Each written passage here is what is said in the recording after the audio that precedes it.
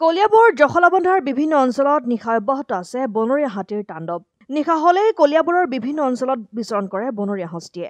বনাঞ্চলৰ পৰা জনবসতি অঞ্চলত বিচৰণ কৰি বিভিন্ন লোকৰ যথেষ্ট ক্ষতিসাধন কৰি আহিছে। কালি নিশাও কলিয়াবৰৰ হাটবৰ সুন্দৰ গাঁৱৰ নৰসিং ঠাকুৰৰ ঘৰত বনৰীয়া হাতীয়ে ধান খোৱাৰ লগতে ক্ষতিসাধন কৰে। বন বিভাগৰ লোক পলমকৈ অহাৰ অভিযোগ। হাতী বাপুৱে মানে কি ৰাতি 1:30-2টা বজাত আহি পেলাই কি কৰিলে গেটটো ভাঙি পেলাই চাইকেল দলিয়াই দিলে। তাৰপিছত ধান আছিলে ধানটো অলপ খালে, ধানটো খাই পেলাই বস্তাই লৈ গ'ল বস্তা।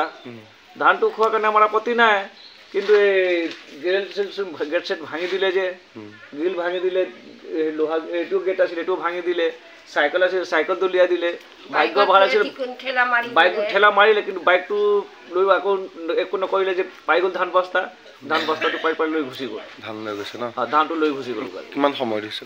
সময়টো 2টা বাজিছে। অকলশৰীয়া হাতী বাবু। বন বিভাগৰ লোক আহিছিল নেকি? বন বিভাগৰ আমাৰ ইয়ালৈ অহা নাই। বন বিভাগৰ ৰাস্তা ইপিনে আছেগে, বিষ্ণুপুৰত আছেগে। আমি ইয়াৰ পৰা মাত দিছোঁ তেওঁলোকক মাত দিওঁতে কোনো মানুহৰ মাত আমাৰ কোনো শুনা নাই। আমি টৰ্চৰ চিগনেল মাৰিছোঁ কি আহিব চাগে, আমি টৰ্চ মাৰোঁতেও আমাৰ তালৈকে আহে। আপোনালোকে মতাৰ পিছতো বন বিভাগৰ লোক অহা নাই?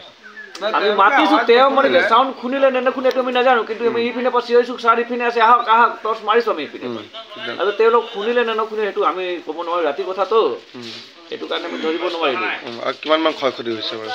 ক্ষতি গেট আৰু চাইকেলটো মানে ভাঙিলে আৰু এই গ্ৰিলটো ভাঙিছে।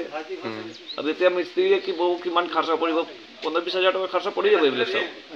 কলিয়াবৰৰ পৰা পাৰ্থপ্ৰতিম হাজৰিকা ৰিপৰ্ট, অসম আদিত্য।